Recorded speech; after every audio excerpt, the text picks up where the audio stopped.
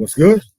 How you doing out there tonight? Welcome. I'm Lee Black, the host of Real Talk for Real Men, and we are live once again on November 22nd and calling to you from Atlanta. It is fucking 80-something degrees here. It's absolutely ridiculous, but we will get into that again a little bit later at another time. But I do have my co-host in the house, McMack. What's going on? Oh, not much. What's going on? Oh, I'm here, sweetheart, and again, appreciate you joining me for what is going to be our last show of 2025 and could be the last show for forever. And I laugh, but there is some seriousness to me. So, of course, I wanted to first say, welcome to the Superfan CC. How you doing? Hey, You're joining me live. Again, we don't have very many viewers, but I still haven't figured out this new thing. This is a testament to where we are at, where I'm certainly at as I get to this time of the year. So good to see you, CC. CC says, "What's up, Tasha?" And then CC says, "Huh?" Yes. So this is here's the reality. So I want to share with you guys that it's certainly the last show for the year. For those of you who've been watching us, you know that Tasha and I, we typically go on hiatus when we get to this time of the year. It's holiday season. We're celebrating Thanksgiving next week, and we've got Christmas, New Year's. So we had made it a thing, especially over the last year or so, to start to take those mental health breaks, to give ourselves that time to recharge. But on a larger scale, I will share with, my viewers that creatively, I'm just burned out. I'm tired. It's been a very tough year. So I'm going to be brutally honest and transparent that I don't know that Real Talk will come back in its current iteration. So I don't want to make this as a sad thing in any stretch of the imagination. I see Terrence, what's going on? T, how you doing? Good to see you. Thanks for joining. And even we're going to have a little fun tonight. Tonight, what are we talking about? Just for the record, then I'll get into it. I just figured we do something really light, because I don't have a whole lot planned. So Tasha and I, we're going to be talking about the wonderful world of TikTok, the fuckery and the foolishness.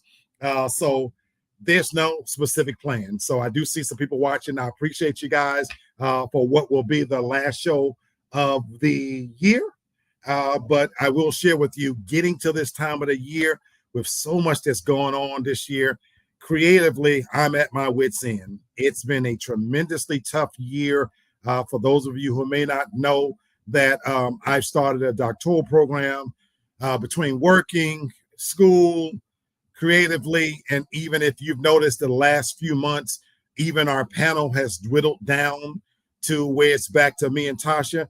That's no disrespect to anybody else, because life is steadily lifing, as we know. So people are working, they're doing other things, and God bless them. So for those of you who are not here, love you. You will always be a big part of the memories of what we've done here at Real Talk. But if I do come back in 2026, I'm going to do some things different, and that may look very different. So I will pretty much say that Real Talk, as it has been in its present form, it will be something different. I've done relationships. I've talked them to death. I'm still going to always have my opinions on that. But I don't want to go back to that same format of having this, that, and the other. Got to do something different. So I've got to use this time off to kind of recharge, recreate myself, and to see where I feel in 2026. So hope to see you guys there. For those of you who ride with me. And if you don't know, I will still be a regular active member of TFG Tonight with Brenton Hayes. So I enjoy doing that very much. So I will continue to do that until I guess I get tired of doing that. All right. Tasha. Yeah. As we get into this, we'll save our plans for the holiday season to the end. But I figured that we would really just kind of do some TikTok stuff.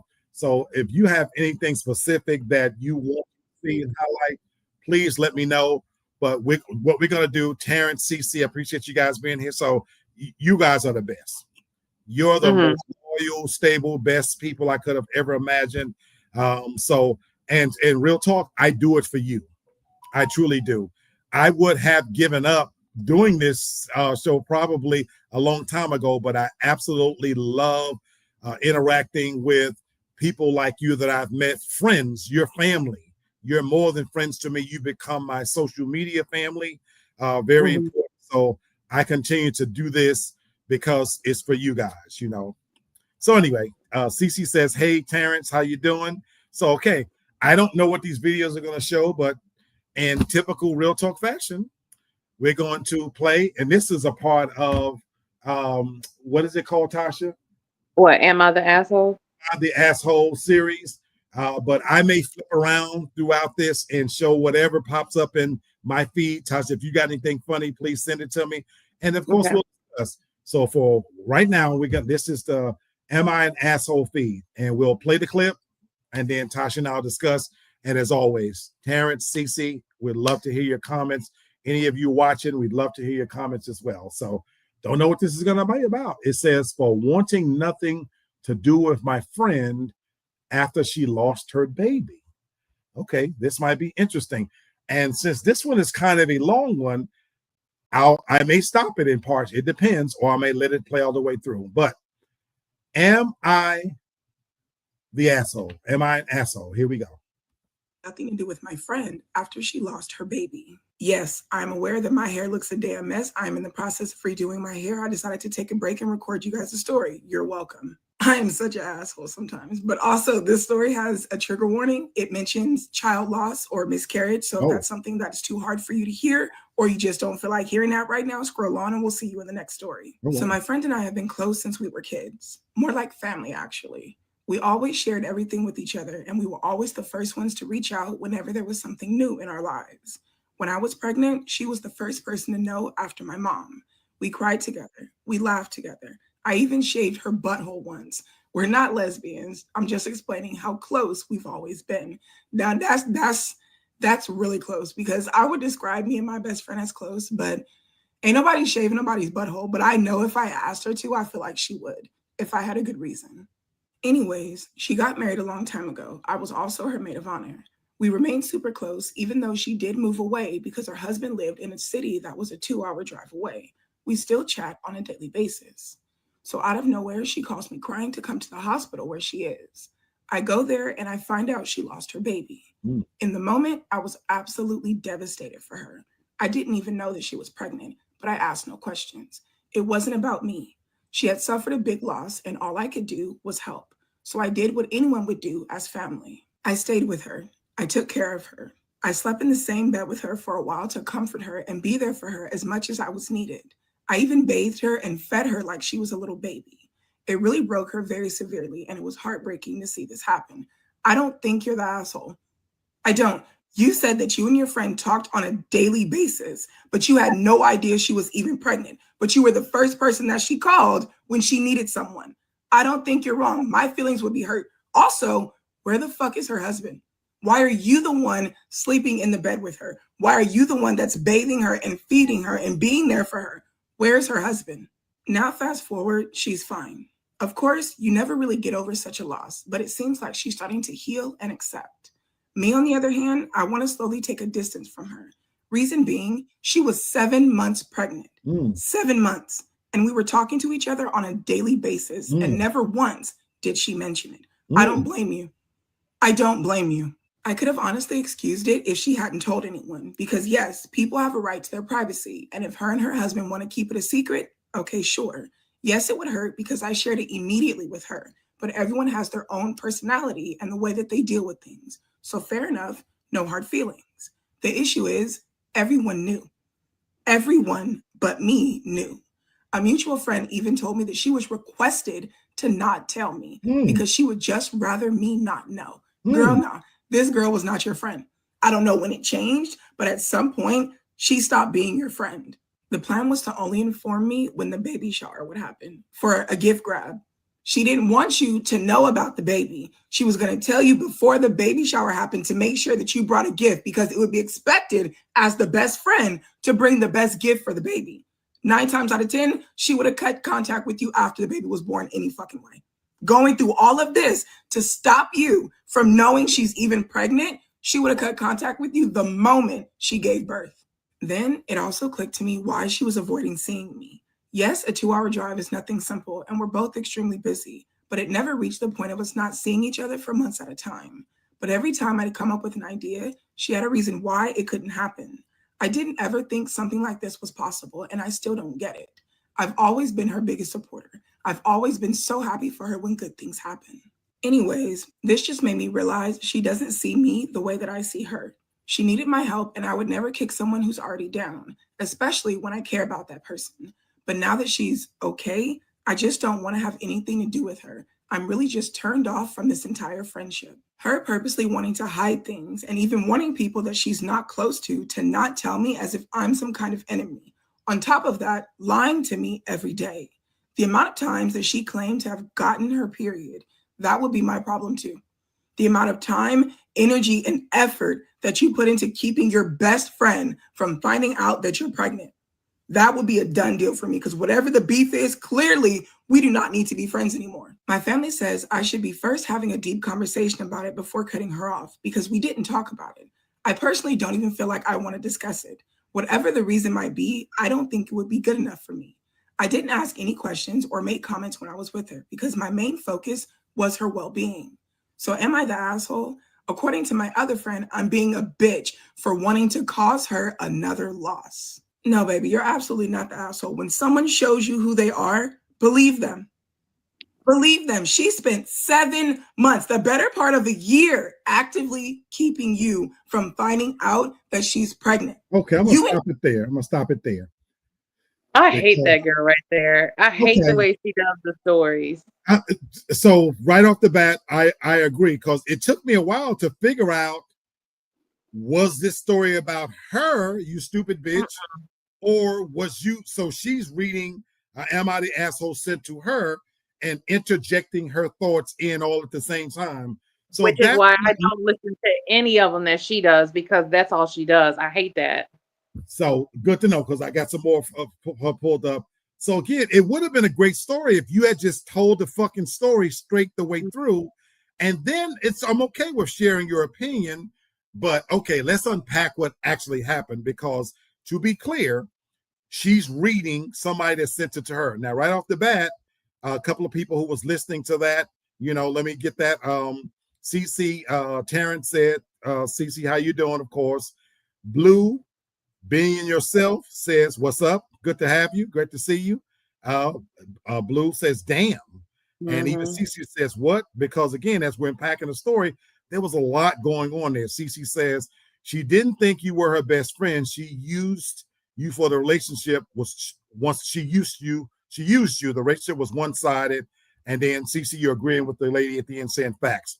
Okay, so right off the bat, the big thing is, was that person an asshole for feeling like at this stage she does not want to have anything to do with this person after this ordeal? So, Tasha, is she an asshole for the way she feels that now she's nursed her back to health, but she don't want to have anything to do with her, and she don't even really want to discuss it at this point? If you take it at face value of what is being said, and of how that one side is, then yeah, of course you could see it being, I would say, yeah, that's an asshole. Your friend is an asshole, definitely. I do feel like there's a lot more missing from that story. There's a lot. So let me stop you for a second. You feel like the asshole is the girl who lost the baby, or the one who don't want to be friends now? The one that lost the baby for acting how she's acting.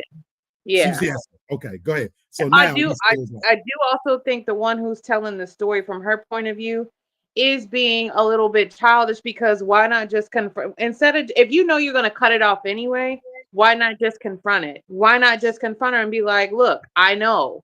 So like, what's the, like what was this whole thing for? That's why I think that there's a lot more missing from the story. Something happened. Okay. I don't disagree with you. I have a little different take on it. CC said, I've never seen this lady or her videos. Me neither. I hate that lady. I see her all the fucking time. Well, I hate that lady. A minute to figure out, well, you interject, so I hate her style. Yeah. So let me say this right off the bat. whoever was asking the question, am I an asshole? My answer would be no. Now, Tasha, you say she's been a little bit childish. I can see that in some ways. I can also see where I might react that way. Mm-hmm. Now, I'll tell you why. I have a simple code that I live by. And ironically, you and I had a conversation today on some similarity here, which Terrence says a true statement. Yeah, I want to make sure. Terrence says true statement. I'm sorry. I'm assuming, Terrence, you're agreeing with me. Cece said, did the so-called friend sleep with her husband? Well, that's where, Tasha, you saying there's a lot more that you feel like is to the story. So I don't know that. Cece, I'm with you and Tasha. On its face value, I love how you said that, Tasha. We only know what we know. It does seem like something is missing, that if you two talked every day, that this best friend would not tell you she's 7 months pregnant, and even go so far as to tell you, your other mutual friends, specifically not to tell you. There's something being left out. So that part, I don't know. Now I'm commenting on her ultimate place she arrived at, saying I don't want to discuss it. Back to what I believe. You and I, Tasha, we've had this conversation many times. That term friend is so relative, now, in terms of what a real friend is. For the record, anybody watching this, that's my best friend. She lives a 5.5 hour drive away. In the 10 years that I've lived here in Atlanta, she's visited me, what is Tasha, 4 times? Is it 4 times? I don't know. Okay. Is it 4 times? I've been to Memphis Honestly, once. I don't know. I've been to Memphis once. Yeah. We have managed to maintain a friendship over 10 years. And like any friendship, it's had bumps, ups, downs, it's evolved and changed. Still my best friend. And we talk, and we don't actually even talk every day. But if Tasha called me right now and something was going on and said, Fred, I need you to come, Black, I'm headed there. I have zero doubt if I needed help, I had an operation, I need somebody to take care of me, she's headed to help out. She's going to do, no doubt about it. Now, where I'm going to see a little different side to how this girl came to the end of it, there are some friendships, Tasha, that if I haven't invested enough energy into it and it goes astray and enough time goes by, I don't give a fuck to discuss it either. Because once a certain window closes, where if the friendship takes a hard turn, and I'm dealing with some of this right now, it doesn't matter to me at this point what happened. There is a way to do certain things, even if a friendship takes a turn, that to me I consider proper. And when enough time goes by that it's taken that turn, I'm a person that let's keep it just like it is now. Does that make sense? It makes sense. So it does. So for me, it would depend on the depth of the friendship. If I love you and you're my friend, I gotta know what happened. I would want to know what happened. I think something to like something key here is that it's a friendship with this. Friendships between women are so complicated. Okay. I'm glad you said that. So I don't pretend. Cece, I'd love to hear your thoughts on this. I'm glad you said that, Tasha, because I do think men process friendships different. There's you have to. There's a different emotional attachment and a way we address things. I've said shit that was insensitive, me being a man, and you've made me aware of, okay, and I've had to take that step back. I think in this case, the fact that the one that was pregnant went so far as to tell everybody around her, don't tell her that I'm pregnant. I think the one who's telling the story said something insensitive about the loss of the child, or Ooh. either about not having another baby with the husband, or I think she said something insensitive. I can see that, because if they talked every day, there does seem to be, there's a reason why you would say, you know what, I'm not even telling her. uh you know Something has been said so hurtful that a wall was put up, that Mhm. I'm gonna compartmentalize this one thing and not tell this person about it, because they're, so I agree, there's something missing there. But at the end of the day, based on the face value of it, no, I don't think you're an asshole. But Tasha, you make a good point. Could you maybe, if it's a true friendship, maybe find out, I'm just allowing for the reason that I do agree with one thing, that maybe you two saw the level of friendship in a different way, Right. So maybe sometimes we can think this person is my best friend, and they don't see you as a best friend. I Yeah. also have people who classify me as, that's my best friend, or my dog, this, that, and the other, but their actions don't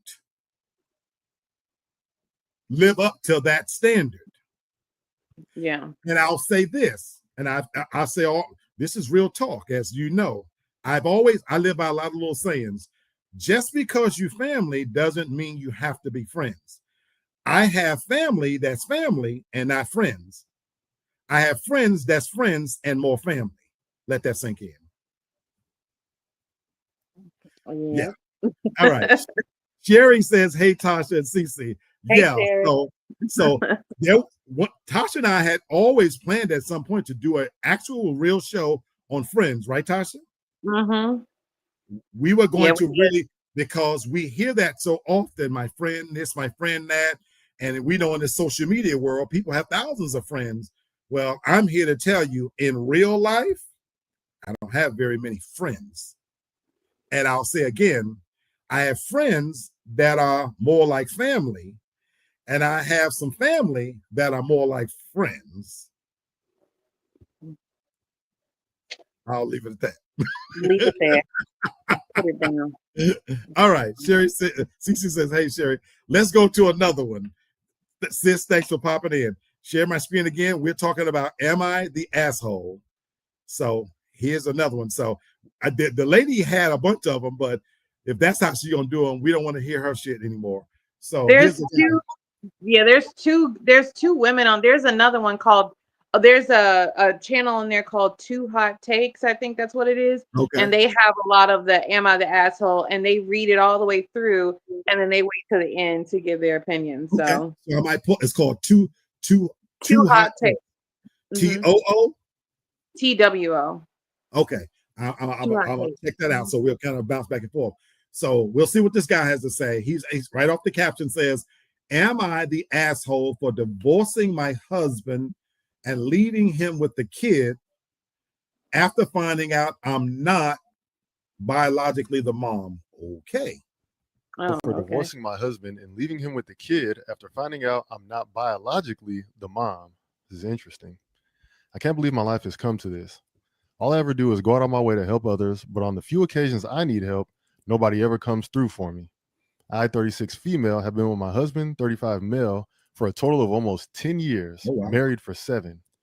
We had what I thought was my child by surrogate over 2 years ago, because after 4 years of trying to conceive with no success, despite medical interventions, it turns out I am unable to carry a child to term. I'd always wanted to be a mom. Devastated is an understatement regarding how I felt when I found out I have a medical condition that would make it nearly impossible to carry a baby to term. It was even more upsetting when I had to get a major surgery to remove uterine growths with the hope to increase fertility, and complications during surgery warranted a partial hysterectomy involving removal of my uterus only. I still have my ovaries, so we started looking at the cost of a surrogate. It's really expensive. My close friend since college, who'd already had 2 kids of her own, offered to serve as the surrogate for us to cut down on costs. It's a good friend. After 2 disappointing IVF sessions that did not result in pregnancy, she became pregnant on a 3rd try and carried a boy to term for us. I was so happy and busy after the birth, between being a mom and returning to work after a 4-week parental leave, so I didn't notice any warning signs. I should have noticed the red flags and warning signs early on, but did not because I was so exhausted from working so much at my stressful job and 2 part-time jobs to cover most of the bills and anticipated medical and legal costs associated with this friend becoming our surrogate. I was a primary breadwinner. My friend and my husband started talking more, and I would sometimes come home from my weekend job to find her already hanging out at our house when my husband was there.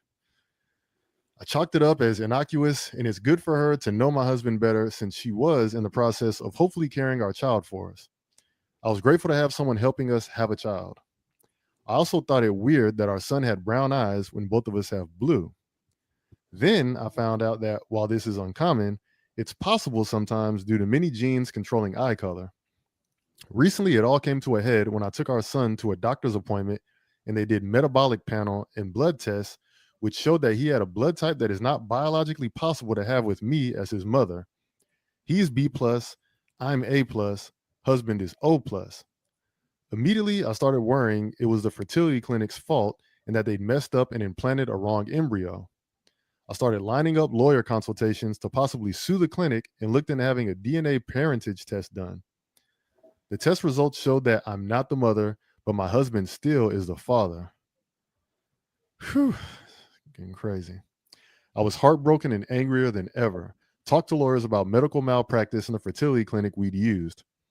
Then my husband confessed that he'd slept with my friend, our surrogate, on a few different occasions during our struggle to have her get pregnant with our embryos. It's a damn shame.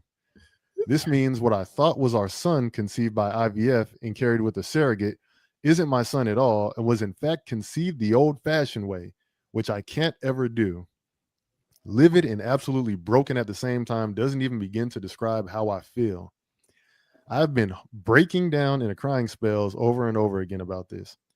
He claims he didn't ever think pregnancy could result because he pulled out and he had always assumed that he was the reason for our earlier struggles to conceive, both before my hysterectomy and during the IVF insemination process with this friend. I felt an immediate triple betrayal from what was supposed to be my husband, my friend, and now knowing my child isn't even really mine. I had such white hot rage and delirium. I immediately left home and stayed at a hotel for almost a week before asking my parents to let me stay at home for a while. I admit I left our son with him. I'm now filing divorce because he cheated and betrayed me in the worst possible way. I have also cut off my friendship with my friend, the surrogate, and feel afraid to trust anyone else now. I could definitely see why. I have seen a divorce lawyer to see about giving up my legal rights to this kid so I don't have to face such betrayal or owe child support. My husband and our friend/surrogate admit they were wrong and keep apologizing, but also called me immature and heartless to just give up on my son like that. This is just finish so the crazy. story, fuckhead. My parents also say I can't just give up on a kid that I went through so many legal and medical hoops to have. When I told them I refused to stay in a cheater marriage and I'd rather adopt someday with a better, more trustworthy partner, they also told me I was wrong and that maintaining my parental rights isn't much different than if I adopted outright. Yeah, but it wouldn't be based on betrayal and lies. They said it isn't blood that makes a family. They are all about me divorcing my cheater husband, but keep telling me I'm making a mistake giving up my parental rights.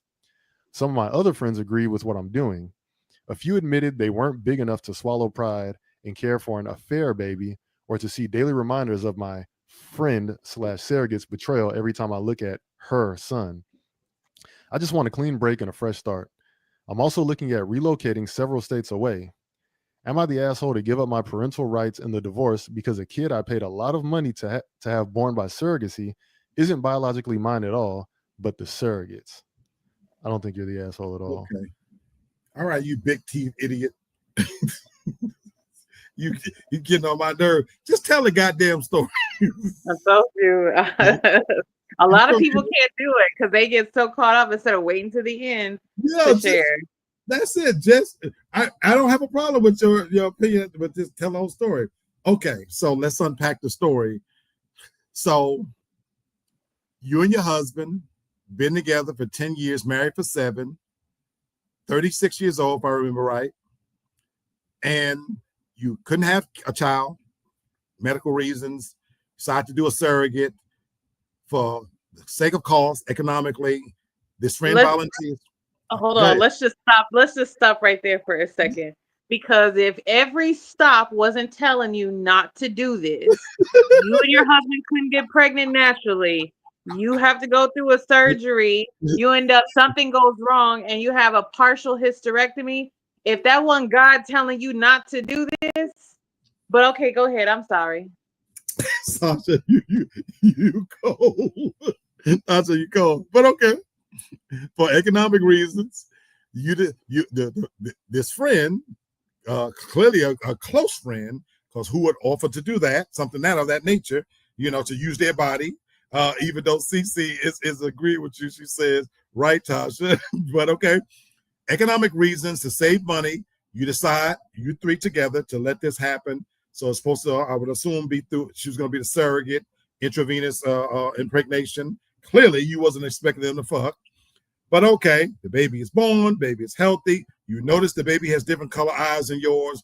At some point, it becomes necessary to get some kind of medical procedure where you find out the son is not biologically yours. Your husband's excuse is that he didn't think he could get anyone pregnant because, yes, I've been fucking her. The audacity. If a man ain't gonna have nothing else, it's the audacity of a man to gaslight you. Like, what? Well, that was my favorite part. My favorite part is that, yes, I've been fucking her, but I always pulled out. And since you weren't able to get pregnant with all the things that happened, hey, I thought this was on me. I thought it was, and so I'm just as pleasantly surprised as you are. So, okay, now the baby's here. Now, according to your parents, they're okay with you ending the marriage because they accept that he's a cheater, but they're not okay. They do think you're an asshole for giving up parental rights and not wanting to be in the child's life, because even if you still follow through on your need to be a parent and adopt, because that's with somebody that's faithful, it wouldn't be much different. And basically, you already have a son there, saying you still should apply that love towards this child because it wouldn't be much different. Get rid of the husband, keep the rights towards the son. All right, Tasha.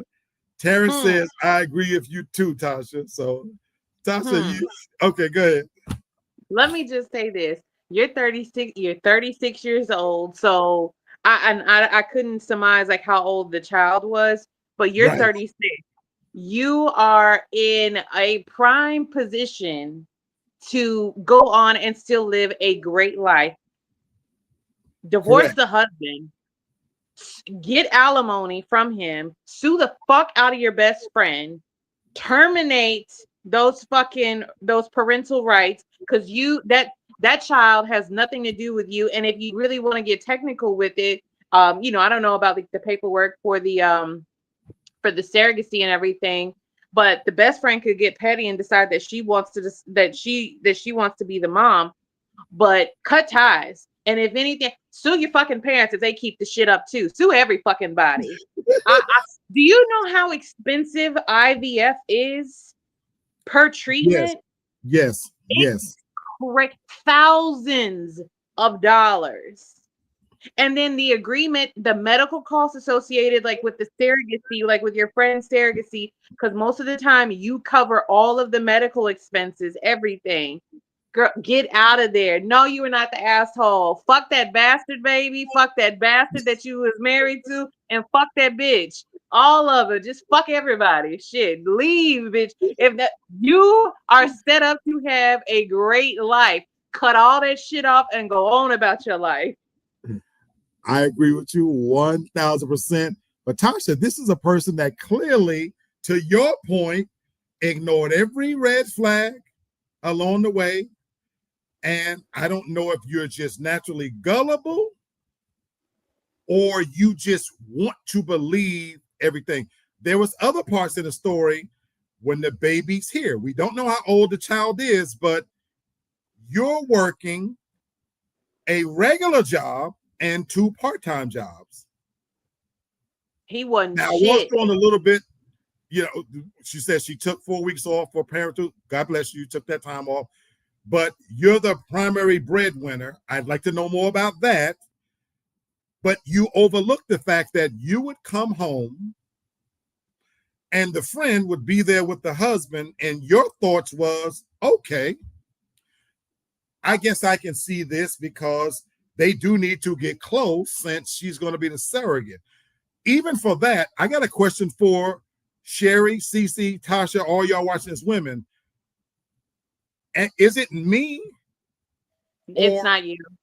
Okay, you know what I'm about to ask, right? What am I about to ask? Like, you how would you feel about a woman being around your man, like when you're not at home? Okay, to even choose her as a surrogate, would it not have been better? So maybe I'm looking at it wrong.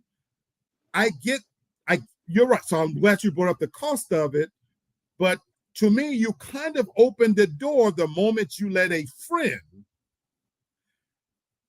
become the surrogate, because you kind of, right from the outset, from the birth of this, are running the risk of this person at some point saying, this came out of my body, and wanting to make some decisions versus having a stranger. Am I wrong? Nope, you're not wrong. You're not wrong. The whole thing is just, it just equals stupidity and a damn fool. Just a damn fool. Like, I get you, like, you really think that your friend is your friend, and you would think that they would never do some shit like that. Thank you. And I thank you for validating that, Cece, because from the moment you said a friend volunteered, I thought that was a little bit weird. If I'm married to somebody and a friend volunteered, maybe it's the conspiracy person in me, Cece and Tasha and Sherry, but I would be thinking, if I'm the wife, damn, has she been looking at my man? You know, why would you want to have a baby, share a child with my husband?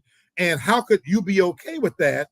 You know, and Cece says, Tasha, I agree. Everybody is slimy as fuck in this. Everybody. I agree. And I don't understand the parents telling you, Tasha, I love what you said. You're 36.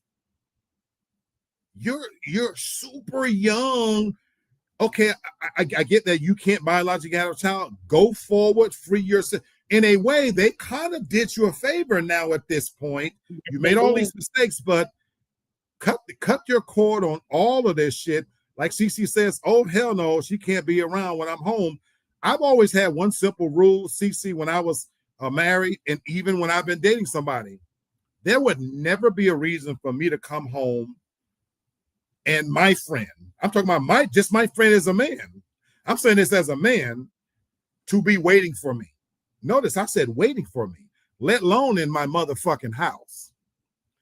If I pull up and you're sitting in the yard waiting for me, and my girlfriend or wife is home, you're only going to do it once. That's it. Because when you pass through and you saw that my car wasn't there, if you're my boy, my dog, enough to be visiting me, you got my fucking number. Right. Text, call, hey man, I was in your area. I was going to stop through. Where you at? What time you going to make it home? But don't you fucking wait on me. You know, and so Cece says, yeah, she surely has been looking at your man. He clearly was looking at her ass too. You know, Cece. Terrence says, I like both of you guys' take on that. Thank you, Terrence. That's why I said this is just a fucked up situation from the beginning. She said, man, if a friend of my husband came over to see him and he wasn't home, that's a no-no. He can't. Thank you, Cece. That's kind of an unwritten rule. Now I know sometimes people think, oh, I'm not looking at him that way, or no, she just, that's why, you know, about I let her in. Tasha, I would even go so far as this. That wasn't the first time that they was fucking around. Yes. They didn't wait. They didn't wait to decide that, oh, the IVF ain't working. Let's just do it the old fashioned way. No, the fuck no. And if You I'm know not what? mistaken, if you're doing IVF, I don't think you're supposed to be fucking separately anyway. You know how As I a believe, surrogate? though you're right? Him and a friend, he already had cried on her pillow and told her already. You know what I'm saying? Yeah. Yeah, me and her, we can't. That was his work in, Tasha. That's her best friend, and you've gone through all this stuff, but you know what his end was? I just really want a child, blah, blah, blah. I say she can't do it. Because that is what led to her even suggesting it. They already was mingling in some way. Having that pillow talk. Yeah. Yep, And was like, well, why don't you, it probably was the husband and the best friend that was like, well, why don't you tell her that you'll be the surrogate? Why don't you tell her? Why don't you tell her that? Because I'm also offended for her because you running around here, you working 3 jobs, and the only thing that's working on him is his dick. Apparently, that's the only thing that's working. And the hell, it ain't working with you. Shit, I'm offended for you. That's what I say. Lady, whoever you are, you're not an asshole. You will be a continued dummy if you don't pick up your shit and walk away, because as Tasha and Cece says, leave all that shit behind. They are the biological parents. What are we talking about here? Go, be happy, raise this kid together.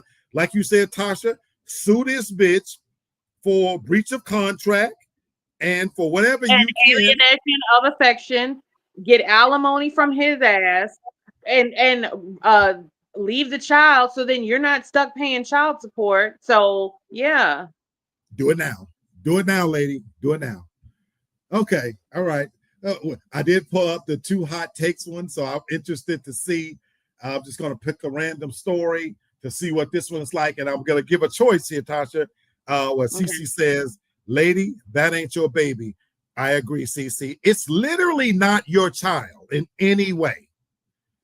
In this case, this is not one of those stories where the baby will grow up and then one day he want to know who his biological parents. Motherfucker, your biological parents are here. It's right there. They right there.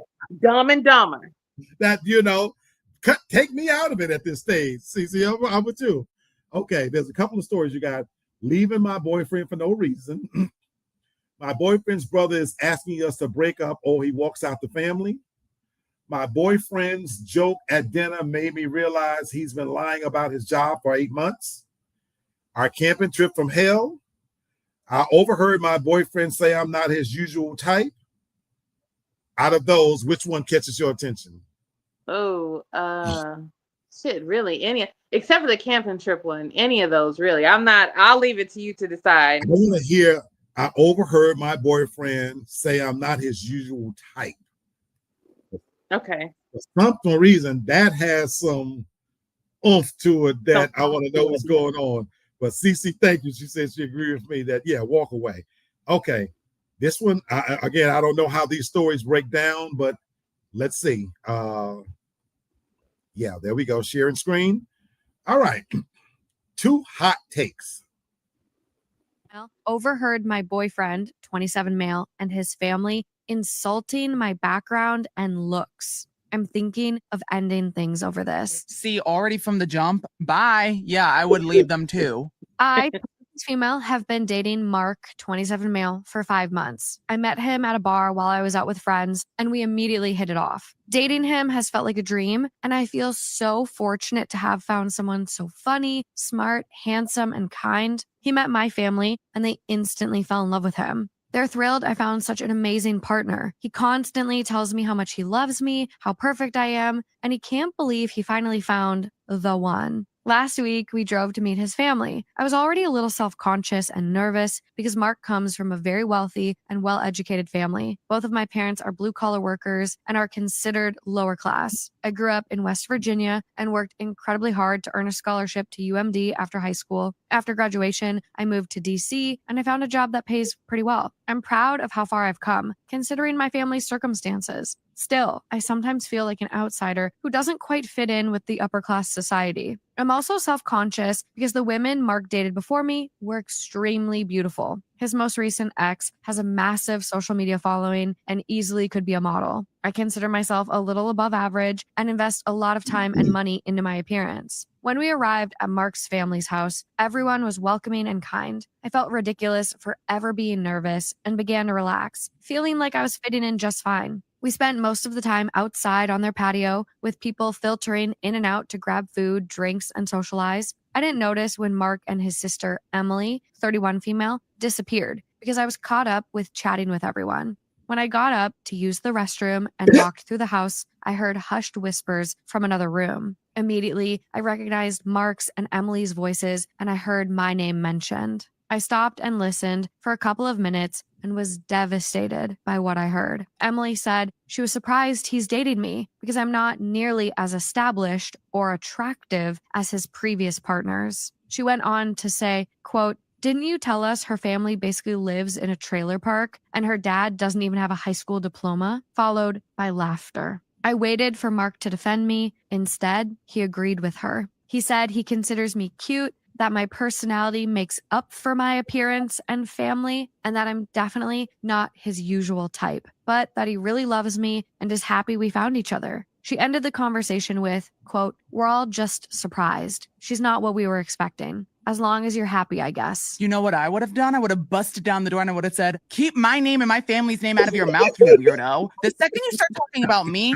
is fine. The second you start talking about my family, saying I'm from a trailer park, okay, and what if I am? I'll show you what's up. I'll show you what's up real bad. And you're going to wish you never fucking said that, you weirdo. Fuck you, Emily. Sorry. The post goes on to say, I felt numb for the rest of the day and put on a show for his family, pretending everything was fine. When we got in the car to leave, I told him I'd overheard his conversation with Emily. I began crying and said their words confirmed everything I'd feared about our relationship. I told him I needed space and time to think. He kept apologizing and telling me how perfect he thinks I am, how Emily has always been a bully, and how beautiful he finds me. This was 5 days ago. At first, he respected my space and checked in with texts that I didn't answer. Now, he's in full panic mode, constantly calling, texting, and begging to come over to talk in person. Good. Thank you. And leave it that way. Leave it that way. Because if he's not going to stand 10 toes behind you and defend you to his sister, who's a quote unquote bully, then he's not your man. He is not your man. He's not the normal person with her. The normal person is another lady, and she's normally very quiet. It ain't nothing like having a messy gay guy chiming in. Oh, he's the best. I don't know if she need to keep him. I will watch him. So, okay. Before we comment, Tasha, Cece says, "Girl, get your life. Leave that fool. He really don't want you. You're just a charity case for him. He just wants to walk on the other side to see what it's like." Interesting. She says, "Maybe you're a freak in the bed, not like the uppity bitches that are ice queens." Cece, quick question. He says he loves her. He says he finds her beautiful. You still think that he's... Hold on. Go he said cute. Okay, you're right. You're right. But in a car, I guess he kind of confirmed that he thinks she's perfect, blah, blah, blah. And does it matter, y'all, that he respected her space initially and that he's now panicking? He want to talk in person. He could eat. Does it matter to y'all? I'm looking at you, Tasha. Let me get it out first, baby. Okay, go ahead. Does it matter that he could easily walk away, but he is clamoring to see her? So to me, there is clearly an attraction. Now, Cece, I don't know if it's the wildness, the sexiness, or he's trying the other side or whatever, but I'm asking a question, y'all. How important is it then that what his family feels versus what he feels? Tasha, tell me. Well, let me just say this. It's not even so much that she's not his type. Like, even if he told her himself that you're not usually someone that I date, that's one thing. It's the fact that here you have me meeting your family, which I'm only assuming for the first time meeting. Right. And it's very clear, obviously, you've mentioned me. Now you and your messy ass family is talking about me when I leave the room. The first chance I get, I leave the room. Y'all didn't even have enough respect for me to text this shit in a group fucking message or wait till I leave the house completely. You knew I just had to go pee real quick. And you knew I was coming back eventually. And it's a possibility I could have stumbled across it. And what makes it worse is that you decided in the moment when everybody's talking, you being the guy, you decided in that moment to not defend me. You felt that it was okay to laugh. You doubled down on it. So you didn't even stand up for me. You didn't even check your sister and be like, hey, bitch, don't say that shit. You didn't even say that. You didn't do none of that. And now we in the car. Now you ain't talk to me for a few days. No, go ahead and keep the exact same energy. Don't say shit to me. Don't say shit to me. God, I wish I had some. I wish other men. Terrence, if you still on, please comment on this. To me, Tasha, CC, hold on. I want to make sure I get CC story. She said, maybe you're a freak in the bed, not like the uppity bitches that, okay, I'm sorry about that. She says, that's his ego talking. Poor little rich guy doesn't like rejection. I wish I had more male's opinion on here because Tasha, in all fairness, she snooped. She was snooping. She was going to the bathroom. She overheard something and she stopped and listened. That was God. That was God. Okay, let's just be very clear. That was discernment. She felt it in her spirit. Okay, that was God. That's what that was. Oh, God. And I don't. The conversation she overheard defend you. I don't see it as that bad that he laughed, and he could. I think two things can be true, y'all. His family have their views that she's not your usually type, and didn't you tell us this, that? To your point, Tasha, it's probably the first time they visit. They only been dating 5 months, and I could see him telling his family, yeah, well, now, because, I'm dating somebody new. Oh, but well, now they pour her back on. I don't think her father, because I imagine them asking questions. I'm okay that he found it funny in a way that they said, the father don't see you shaking your head. Well, the father don't even have outputs. I would have laughed too. And maybe that's not the right time to defend her if how it ended. No, hold on. Look at your face. At the end, they even said, but if you're happy, I guess. I'm okay with that, Tasha, because here's my thing. You ain't got to be with her. You get ready to go in. You ain't got to be with her. They're saying that, look, brother, I wouldn't have picked her for you. My sister's on here too. I can't read to hear I'm going to read what she say. But my thing would be if my sister or family said, well, look, I don't like her. You know why I'm feeling this way, Tasha? That happened to me. That happened to me, that I brought somebody home that was absolutely rejected by my family, but it was my choice. Okay, I'm gonna let you go, Tasha, but Tasha Sherry says it was meant for her to hear that, kick him to the curb. She was snooping. Okay, y'all all say right. She was snooping to me. And then Cece's gonna say, I guess. I guess, right. Thank you, Cece, because I was getting ready to say that. I guess. Cece and Tasha, his family's not she's dating him. His family doesn't have to like her. That's where you're wrong, because apparently his family, obviously, like, they have an opinion that does matter to him. And if they're supposed to be so rich and everything, it's so uncouth and so tacky to have that conversation when you have a guest in the house. She was really? not uncouth. I said it. It was uncouth. It was impolite. You're supposed to have all this money and everything, and you just said, like, wow. I imagine this is how the conversation went.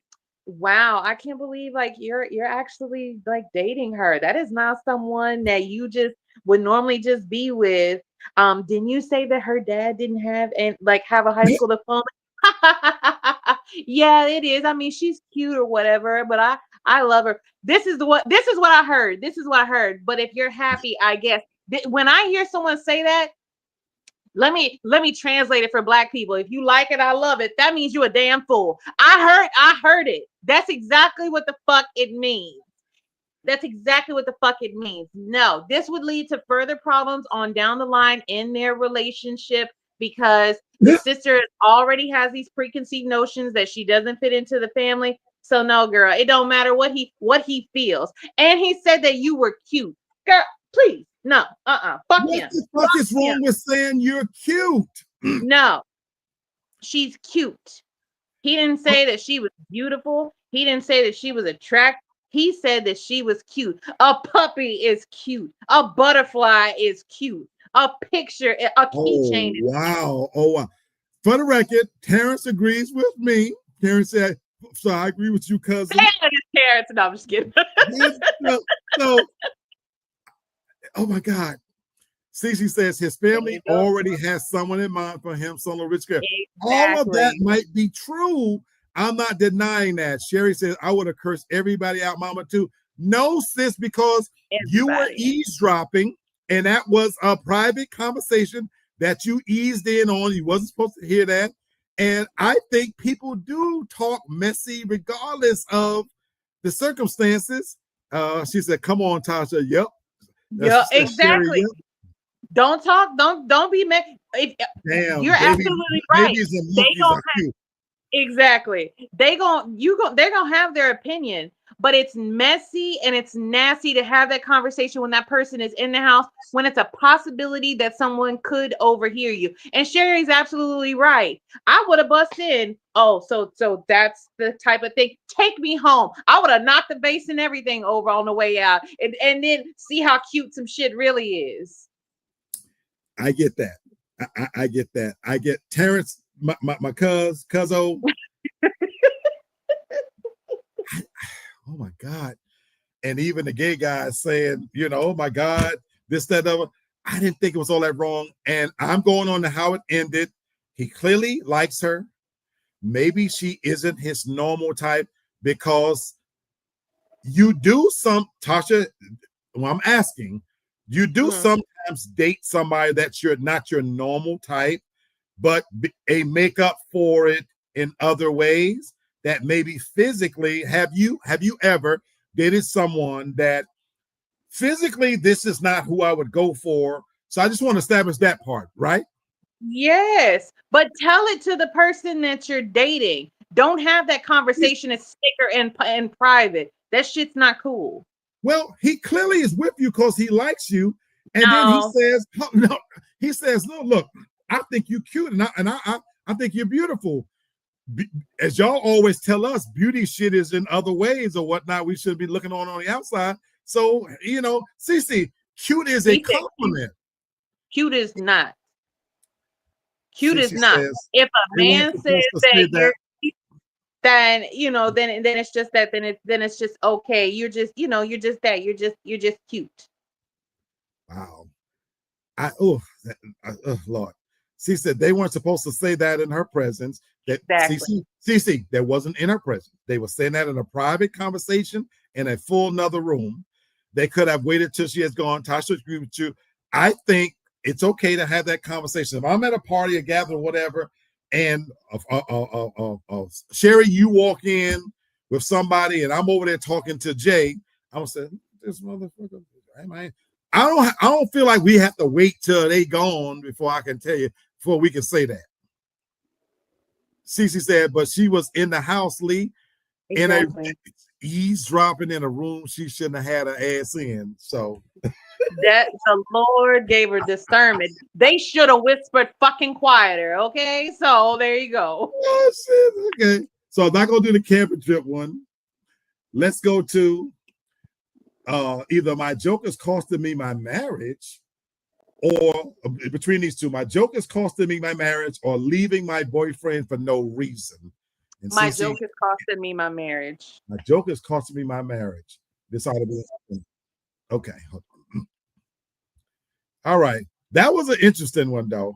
And the best part for me, though, was the friend. Right. She needs him at all of her shares because he is the real deal. Normally they're quiet. They wait till the very end, but he was jumping at the gate. And he was so animated with it too that like fuck that, you know. Okay, 2 hot takes, y'all. Female made a joke with my husband, 29 male, and it's costing me my marriage with a man I truly love. I need help fixing it. My husband and I have been married for 4 years now. I truly do love him with everything I have. I can't see a life without him. I took some stupid advice from some of my girlfriends regarding a joke that they have done with their husbands or boyfriend. The joke is basically telling your partner that you want to break up or that you want a divorce. Okay. Whoa. Well, I never wanted to do it and thought it was cruel to do, especially to someone you love. But I was convinced after they kept pestering me about it, as I was the only one that hasn't done it yet out of the 5 of us. They further convinced me about it when they told me the reactions their partner had afterwards. Stupidly, I did it last week, and my husband's reaction wasn't what I thought it would be. I honestly thought that he would try and talk to me or beg or make suggestions like my friends' partners had done, but he didn't. We had dinner and we were watching a movie when I told him, I'm not happy anymore and I think we should get a divorce. He looked at me for a couple of seconds and I swear it looked like something broke in his eyes. He got up, walked to our bedroom, and within 10 minutes came out with a bag and walked out of the house without saying a word to me. I tried to stop him, especially after seeing him with his bag packed, and I told him it was just a joke and I didn't mean it, but he basically just brushed me off and walked out. I've tried to get a hold of him, messages, calls, emails, video chats, but he isn't answering me at all. I talked to his friends, but none of them want to tell me where he is, when, and if they even answer me. I went to his work, but they refused me entry into the building. I've tried his parents, but they don't want to get involved as well as with his siblings. The only messages I got back were from his sister, telling me, joke or not, I fucked up. I've sent so many messages about it being a joke and even sent screenshots of my conversations with my girlfriends about the joke as a proof that it was a joke and that I'm not backtracking all of a sudden, but nothing. My friends didn't have any real advice and told me to just give him time and that he will get over it. Everything came down on me yesterday when I was served with actual divorce papers. Oh my God.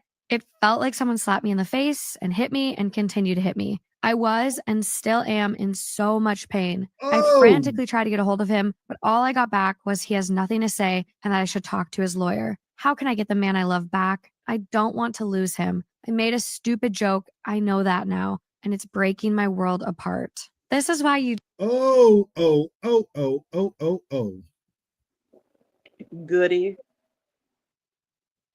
Oh, that went serious. She said, that's nothing to joke about, fool. Ever. Well, I'm not surprised. Ever. Go ahead, You Tasha. got it. You joked about it. You can never predict what someone's reaction is going to be. Because if he had jumped up and just choked the fuck out of you in the moment, you still would have thought he was wrong. Or what if that revealed, well, I've been cheating on you anyway, or some other shit.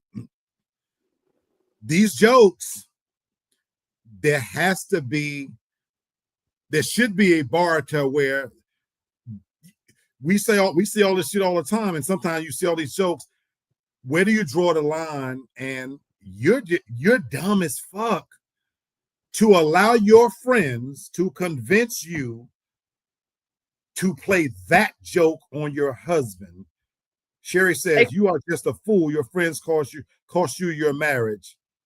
I would even go this far too. The friends who were telling you to do this, were they even married, or were they just, or were these just I was thinking boyfriends? the same thing. Tasha, I was thinking the same thing.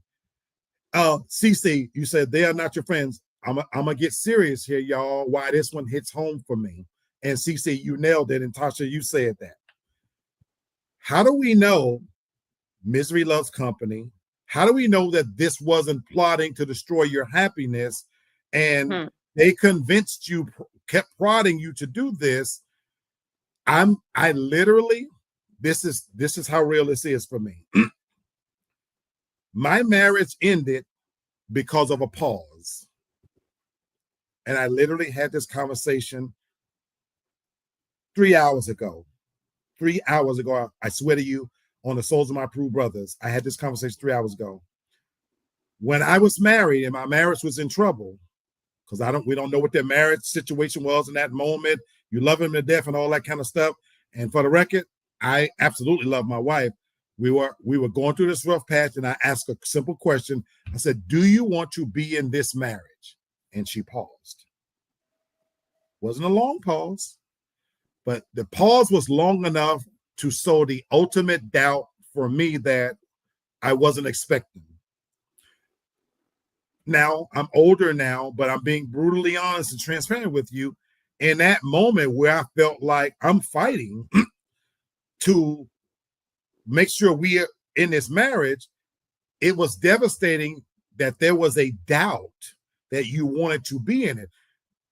I can seriously sit here and tell you the pause, it wasn't a minute. It might have been a minute, but the fact that it wasn't an immediate, of course I want to be in this marriage. I was out. I was mentally out in that moment. So when you play a joke like this, something broke in that man, y'all. If he got up and went to that room and packed his bag, something broke inside of him. And for him, clearly, there's no going back. He don't want to talk about it, don't want to hear your excuses. You've been barred from his job. His sister, who might have, how long they said he'd been married, Tasha? 4 years.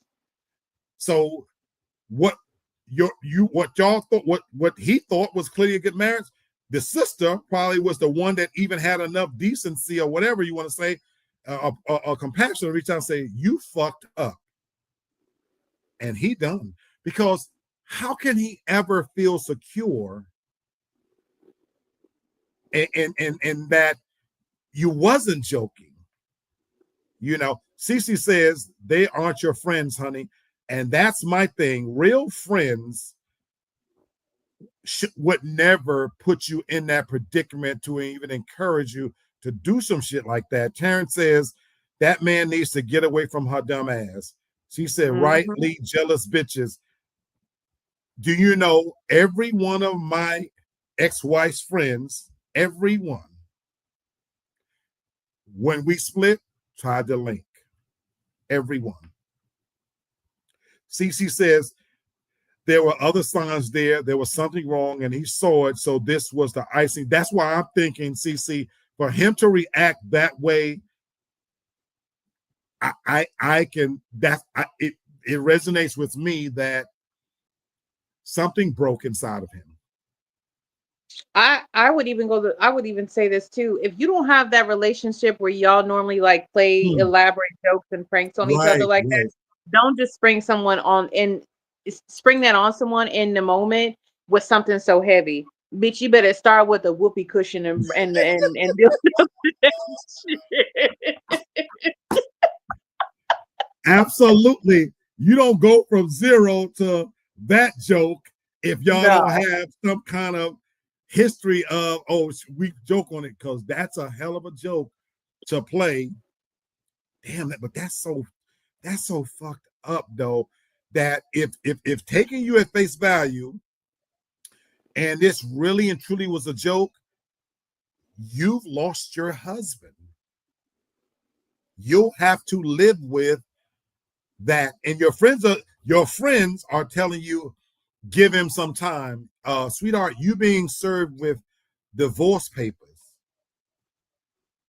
Because in all honesty, what would seriously serve her right is for him to move out, have gone no contact, and then serve her with the divorce papers, and then pop up and say, just joking. Now, bitch, how do you feel about that? It's not a joke.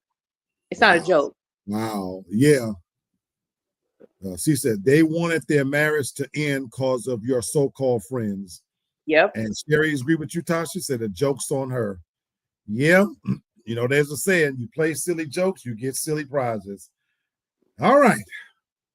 That was a good one. Okay, I'm gonna revert back real quick to Am I the Asshole?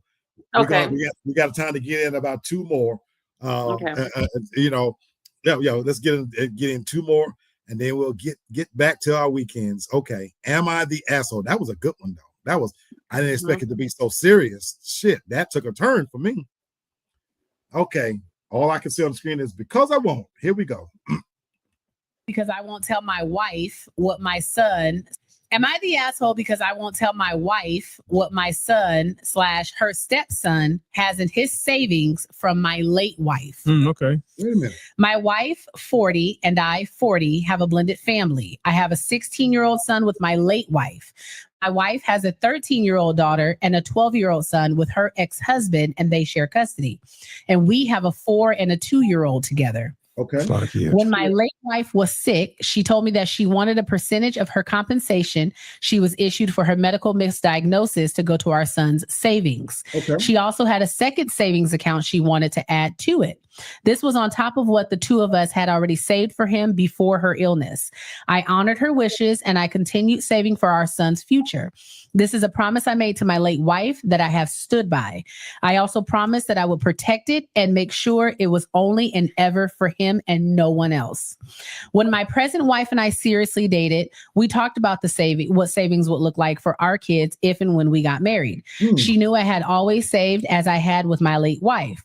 We didn't discuss how much either of us had saved for our existing kids, but we agreed to an amount every month that would be saved for all three. And this was talked about again when we had our children together. Recently, there has been a lot of stress on my wife. Her ex has refused to discuss my stepkid's savings and if he pays anything or not. She also feels like we haven't been able to save enough every month like promised, because it was just one thing after another. There are months we've missed because of things beyond our control, like stuff, mostly things breaking, things for the house, etc. Okay. A few weeks ago, my wife told me that we should put all the cards on the table and discuss what all 5 kids have and decide how we process and proceed with making sure everyone gets what they need for their future. I told her that I would be happy to discuss what I have saved for my oldest, but I will not be discussing the money left by his mom. She pushed back on it and said all the money should be taken into consideration. I told her we do not know what all the money is. I said our parents could be saving money for the kids. Her ex might have money for the stepkids. His parents could have money for the stepkids. We can't say for certain what everyone will have at the end of all this. And it's only fair to discuss what she and I have and what we have saved. She told me it sounds like that I don't trust her. I responded by asking why she wants to know so badly. By only talking about what we have saved, we're on an even footing. She told me if I knew everything, then we could focus on the kids who have less from the kids who have more. That our younger two are probably going to be the worst off long term, and that she would be open to combining everyone's money and dividing it evenly. I told her that I was not on board with that and that what my son has from his mom is not going to be shared or used in any of the other kids' savings. We argued about it, but I refused to say otherwise. She feels like that's wrong when we're married. I told her it's not my money, nor is it her money or money that we could or should be assessing. It's from my late wife to our son, and that's all there is to it.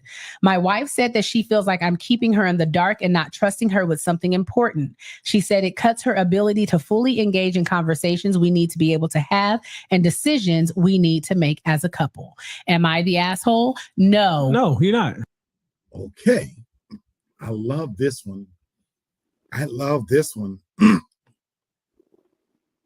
Tasha. No, he's not the asshole. His wife is an asshole. She's definitely an asshole. Because you're trying, because honestly, what it sounds like to me is your ex-husband, the wife's ex-husband, has decided that whatever he was doing towards saving, or he's just no longer going to do his part. And you two as a couple, you're going through things financially. So the goals that you had set up for yourselves are not meeting those goals. And now you want to go back and reassess, because not only do you want the 2 kids that you all have together, which I don't even fucking understand why y'all would even fucking do that. You should have had one and been done with it. But you had 2 together. And so now it sounds like she wants all of her kids, plus your son, all the kids to have everything the exact same. And unfortunately, life does not work out that way. He has a completely different mother who had money for him. So that money is for him. You have no bearing. No, don't tell her shit about it. She don't need to know about it because she don't need to touch it. Because this is my thing. You want to know about it, but just so then you can finally, she said, so that you can finally assess everything evenly. But if you need to know about it, that means at some point you're going to push for that money to be used. You're That's going to my try to thing. get at it. So no, you need to go back to your funky ass ex-husband and tell him to carry his part. And Tasha, Funky I bitch. feel like this all started with the ex. It I is. feel like this all started with the ex saying, well, what is he giving? By the Mhm. story, you two haven't been able to save what your normally save would be because of life. Based on what you said, just life things breaking, life bills, whatever. You got a blended family.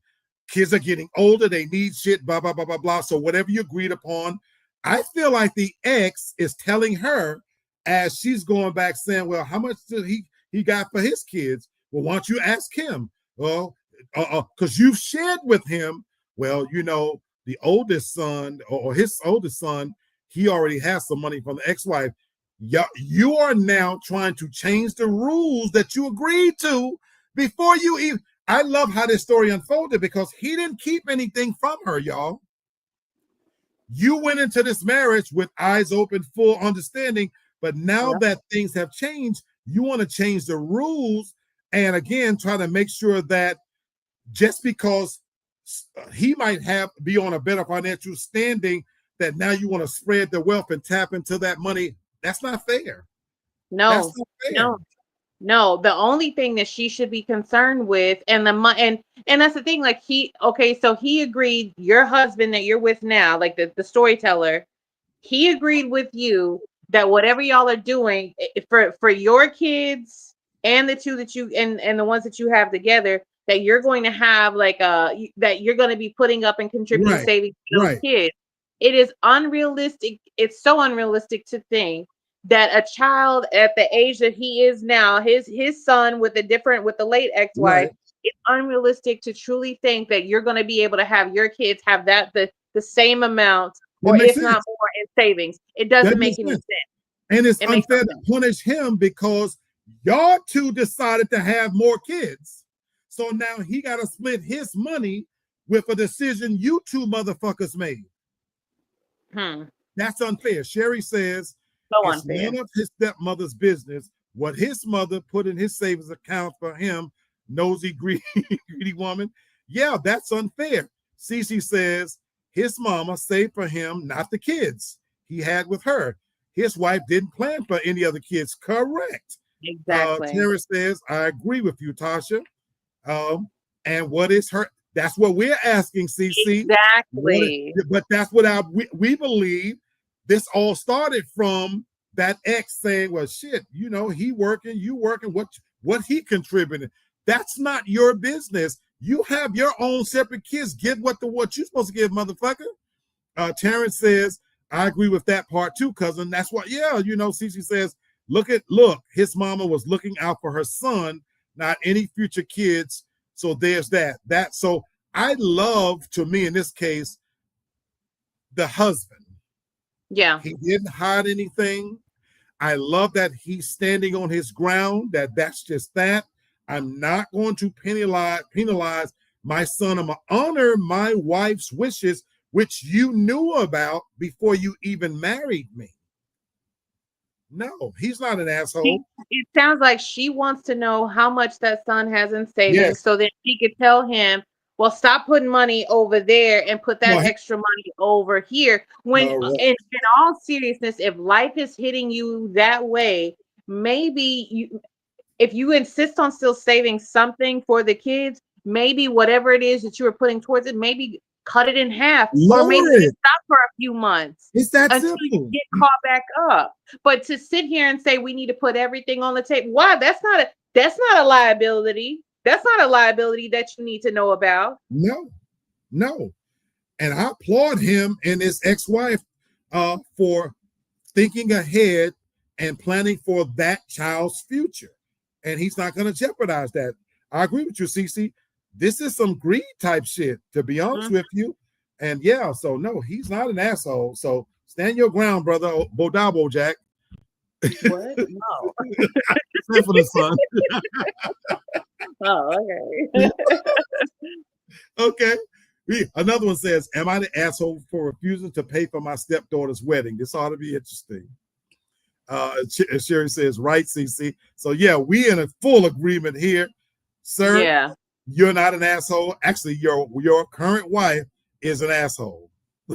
Yeah. She's a greedy asshole at that. Yes, that's right. Yeah. All right.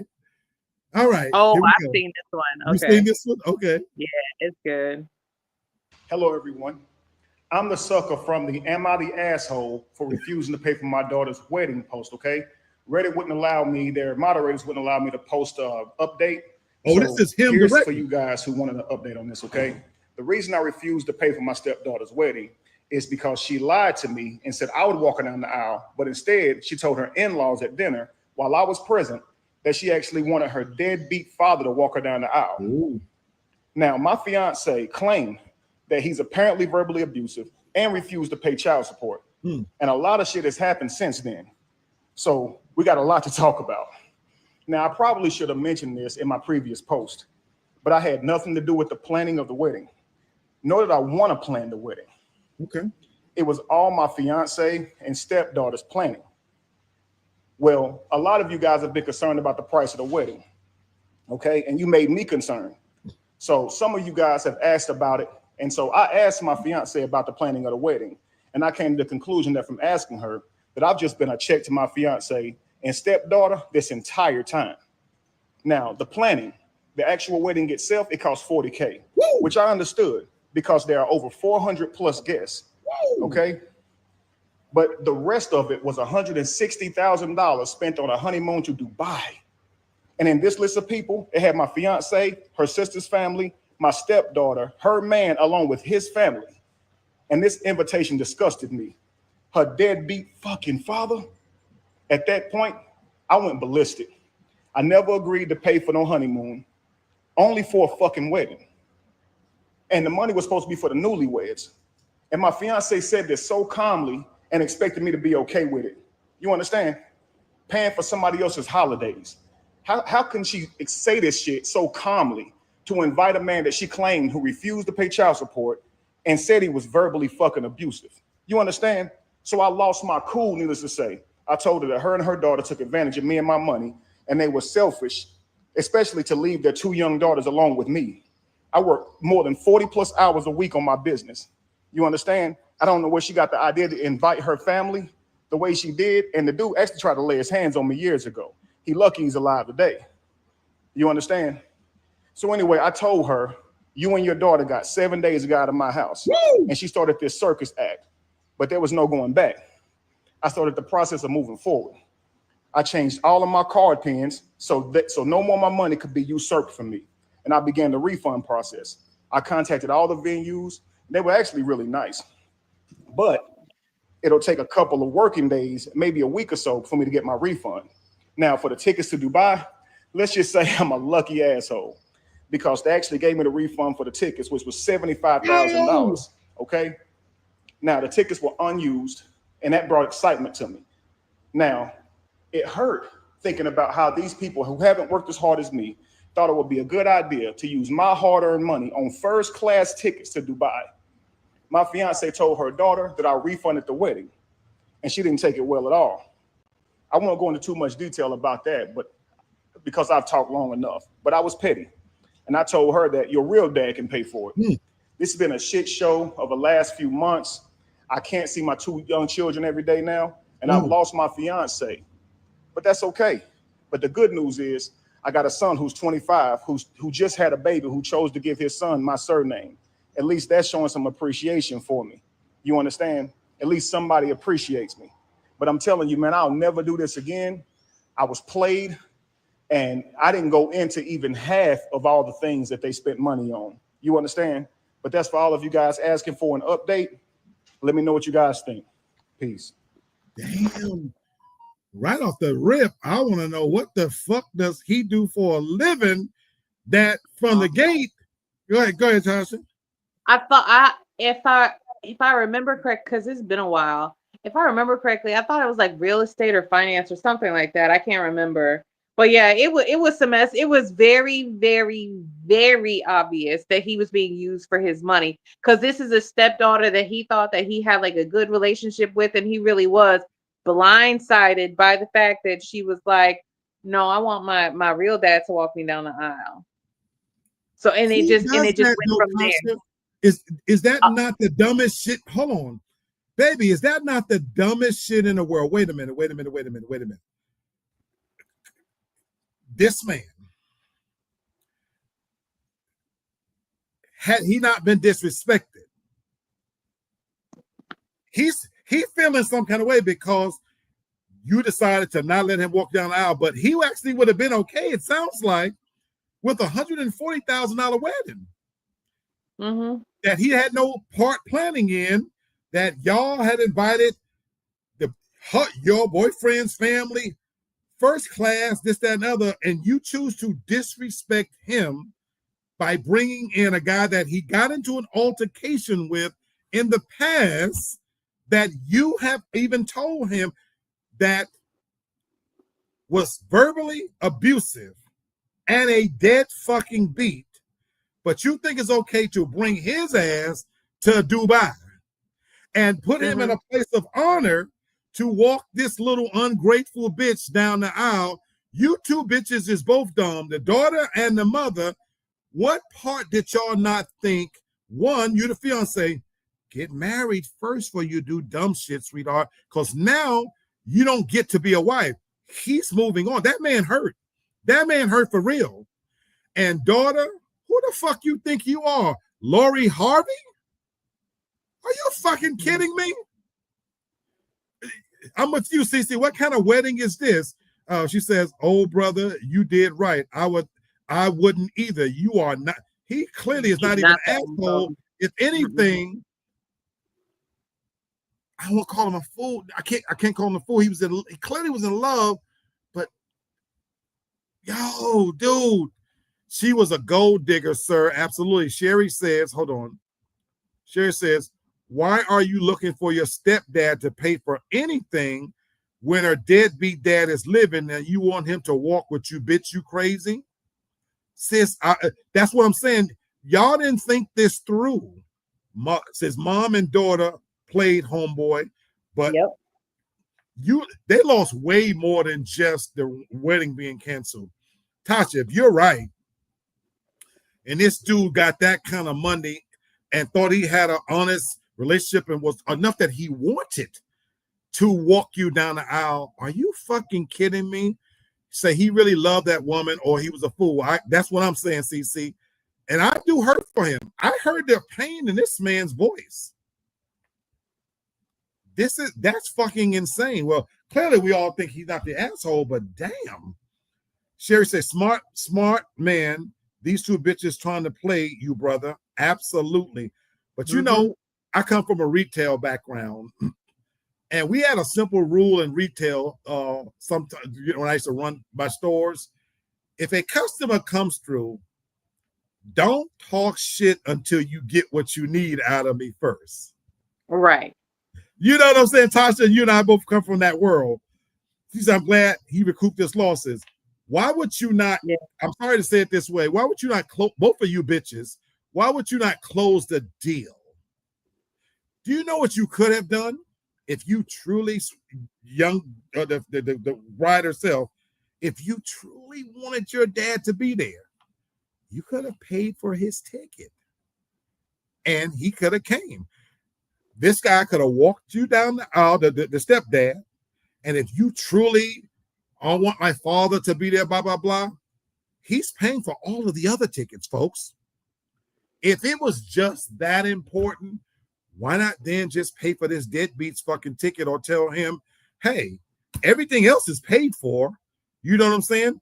You pay your way and come. Your daughter wants you to be there, blah, blah, blah. But that's just fucking stupid. Y'all don't know how to close a deal. That was the assumption that, to me, it really sounds like it's an assumption from the fiance that you really thought that he was never going to leave you alone. You really thought that he was going to be there forever. You know, that's crazy. One last one. It's at 9:30, but one I'm gonna get screening. One last one. CC says both could have walked her. I didn't even think about that. Both. What if I'm the stepdad though? I wouldn't have went for that, CC, but this is an option. Both could have walked her down the aisle, and her bio dad could have just went home or paid for himself. I wouldn't have wanted to see me, CC, if I'm paying for everything. I would have wanted to share that honor unless he wasn't a deadbeat dad. If the dad was truly in her life and all that kind of stuff, and I had got into an almost altercation with this motherfucker years prior, yeah, maybe I could see we're both her father. She's getting married. We're going to share this honor together. Right, there's no rule saying that you have to do it a traditional way. But if I'm paying for everything, CC, okay. She said that's what she meant. Yeah. No. If I'm paying for everything, I can't stop you from coming.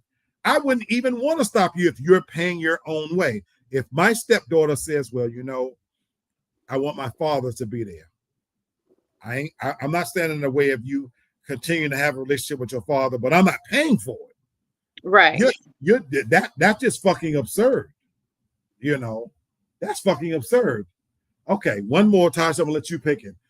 This one says, am I the asshole for telling my fiance that her? I don't know what it says. Another one says, am I the asshole for keeping my money for college? Let's see. Okay, those things. The other ones, it's a whole lot of reading. So those are two. Out of those two, which one, McMack? I do the first one since it was cut off. Okay, because I don't know what that one is about. Let's see. Okay, let me go back to it real quick. I'm sorry. Okay, let's see. Okay, I gotta scroll. Okay, here we go. Share screen. Last one, and we will close this mother hubba out. Okay, here we go. Am I the a-hole for telling my fiance that her 77-year-old dad can't come over our house no more? Because she seems to think so. She put me in the doghouse, and I don't think I'm wrong. I had just got done running errands all over Chicago for like 5 hours, and I finally got home. I just wanted some peace. And she was like, can my parents come over?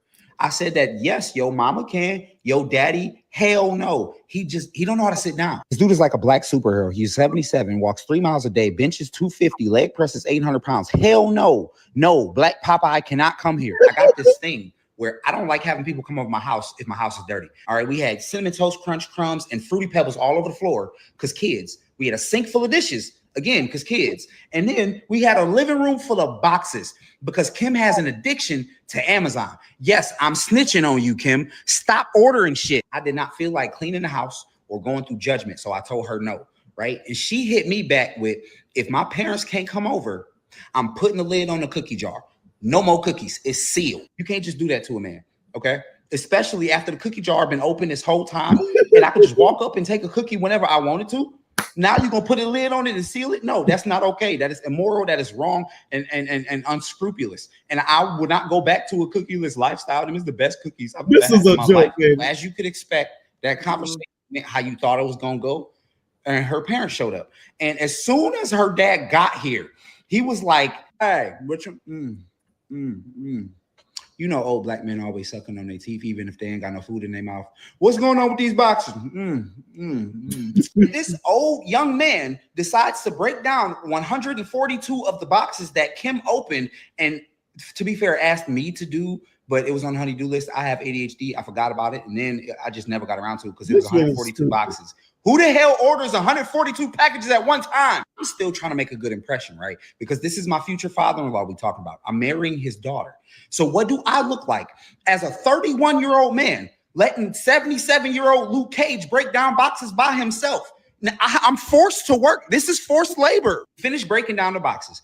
And by we, I mean he, because for the most part, doing that thing that Huh? all bad employees do. Where Skip this one because it's not a real "Am I the asshole?" It's not a real one. That's why I say It's a real story, like it's his life, but I mean, Am it's I not the like a asshole? real "Am I the asshole?" Okay. Yeah, that's what I say. Okay, here we go.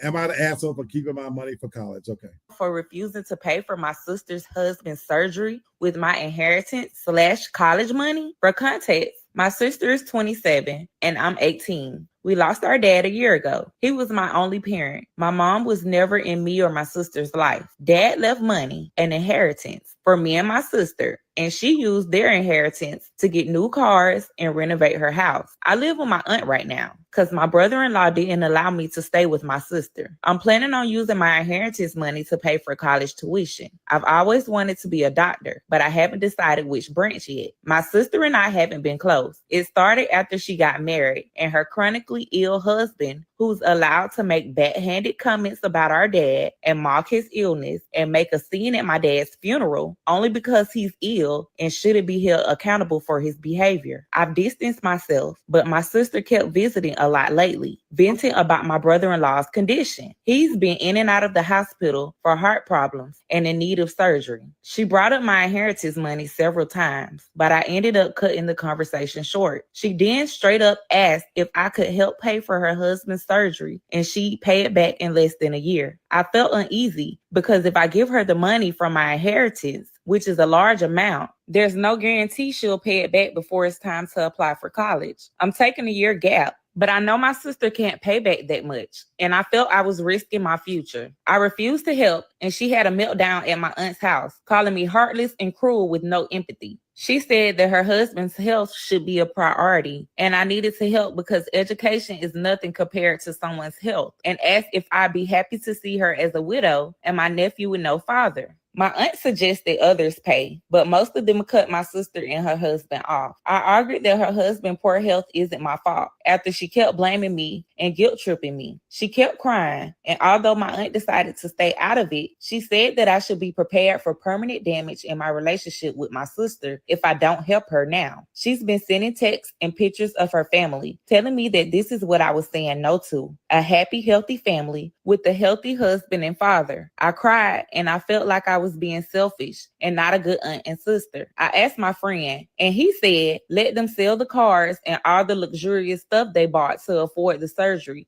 and warned me that if I give them the money, I'll never get it back and I may not be able to go to medical school. So am I the asshole for refusing to pay for my sister's husband's surgery with my inheritance / college money? This is a good one here. This is a good This one. is an easy one. No, you're not an asshole. No, you're not an asshole, but it raises some questions though. But go ahead. No, to me, it's not like it'll just be what it's gonna be. Like, yeah, your relationship with your sister is gonna be strained, but I don't think that it's right that your sister is coming to you, number one, putting you in a position to where you even have to tell her no for something like that, to where it's impacting your future. But then also your sister is telling you how she feels about you going to college anyway. It sounds like there's resentment anyway, where, oh, it's just college, it's just education. That has nothing to do just with his life. Hell, he's chronically ill. So just because you can, let's just say I give you the money, pay for this, he's chronically ill. That means something else could come on down the road and we could be right back in the same position. And now you done fucked off my money. So no, that's easy. Tasha, you are Oh, my bad. I'm just saying. Tasha, you're a beast. Cece said, friend is right. Cece said right, and adding a guilt complex to Yeah, sitting them ugly ass, I would block you. Fuck them pictures. Fuck them kids. Fuck them pictures. Because the next thing she's gonna be coming to you and ask you to pay for the funeral. No. What happened to her money? What happened to your sister's money? You know, shit. Y'all are heartless, man. Cece said they ain't got no insurance. I'm saying, shit, a GoFundMe. Shit, sell some plates. I don't know. All y'all ladies are heartless. See, Sherry said the sister is a selfish bitch. That's your husband. You should be mad. Damn, what does it say that the fucking man on the panel? It's like, well, damn, the man might die, y'all, and life is important. Like, he's chronically ill. That means that he's probably not even really working or doing anything now. So no, he's chronically ill. And if he has something that is so life, that he has something that's so life debilitating, he more than likely it's just there, and it's adding undue stress anyway to the sister. So I'm no. not saying y'all wrong, but y'all so cut and dry about this shit. Like, you ain't even giving it. No. Oh. Because to me, there ain't no other view. Like it's no. That's easy. No. Boy, y'all kind of like, look, and I'm trying to show a little empathy here that, okay, she wasn't responsible with her part of the inheritance. She fucked it off, but the man is dying, and like she's coming to you saying, look, he might die if he don't have this surgery or whatever. Y'all just kind of like, fuck that. And you ain't sold nothing in the house? No. You better have a yard sale, sell the fucking house, everything. She said she'll pay it back in less than a year. No. Because again, if he's chronically ill, I guarantee you something else will pop up to where, well, I can't take you back. And then you know what's gonna end up happening? Let's just say she don't pay you back in a year. Y'all gonna end up falling out over money anyway. So just go ahead and just do it now. That's true. And I'm not disagreeing with y'all. I'm just saying how cut and dry y'all are with this shit. Like, damn, no kind of, well, let me think about it. No. Cece says she should have used that money for her husband, not me. Exactly. Cece said, couldn't be me. She squandered hers. Oh, well. She did. Goddamn. And then Cece said, where's his family? All great questions. Exactly. Damn, Cece. Oh my God. So she says they might be buying. Right. Exactly. Shit. They ain't sold nothing. So you have multiple vehicles. Well, if he's chronically ill, shit, he don't need you. You need one car. Oh shit. Oh my God. Y'all are brutal. Look, if y'all related to them, don't you get no health issues. No, don't do us like that. You need to exhaust all other. Let me be the last choice. Don't put your eggs in my basket. Don't count my pockets. Let me be the last choice. And I mean the last choice behind Salvation Army and begging on the corner. Let me be the last choice. I'm serious. Shit.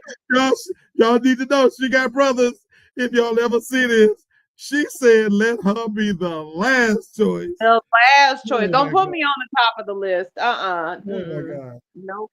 You got me over here sweating. You and Cece, y'all are good with this shit, you know. And then she gonna throw the last Peters there. They're taking advantage of the 18-year-old. Right. Yeah. I don't like that sending pictures and shit of the family. You would get blocked expeditiously, for real. Oh, that was too funny right there. Okay. I don't disagree, but damn. All I'm saying is damn. Like damn, but folks, this has come to the end of our show for tonight, for sure. And so, yes, look. We wanted to end, of course, by making sure that we tell you guys this is Real Talk, wishing you a happy holiday. And in these last couple of minutes, we want to share because we're going on hiatus for the rest of the year. So, Tasha, what are your plans, of course, as we head into the holiday season? Any that you want to share? No, just trying to make it to the end of the year. That's it. Without choking a bitch. That's all I'm trying to do. Same here. Just Right. Tasha and I talk, and we're in rough times right now, as I'm sure many of you are as well. Living to the end of the year, we're tired. Yeah. We are tired. You know, and we work from home. And so where we might not be as physically burned out, we are mentally burned out. And a lot of it's from dealing with dumb ass people. See, like you said, happy holidays. Y'all be safe and blessed. I feel the same way. Look, I, of course, am going to pop in and post things, of course, because I'm not going away anywhere. My plans, like Tasha, is to just make it to the end of the year. I'm looking forward to resting on these different little breaks, doing absolutely nothing. I thought at one point I might get my sister and niece, but to come up, but as it happens, we're not going to be able to see each other this holiday season. That's fine. So Sherry says, sis, happy holidays, rather. Happy holidays. She said that's the goal, to continue to be alive and healthy. Absolutely. I have a doctor's appointment next month. Knock on wood that I'm no worse for the wear. And then of course, we have one more show on Brenton. We're going to do one more show on the 19th. So if you'll follow TFG Tonight with Brenton Haynes, that'll be the end of the year show where we plan to show highlights from the whole year. So that should be fun. And then, of course, if the mood strikes me, I'll pop in and do whatever strikes me the mood, share my opinion. But I definitely want to thank everybody for getting us to the end of the year. It's been a long year, a fast year in some ways in terms of the way the time went by, but a long year. A lot has happened, and as I said at the beginning, for you who might have missed the beginning of the show, this might be the end of Real Talk in its current iteration. I may come back in 26 and do something a little different. So this will be conversations I'll have with Tasha and decide what maybe makes sense.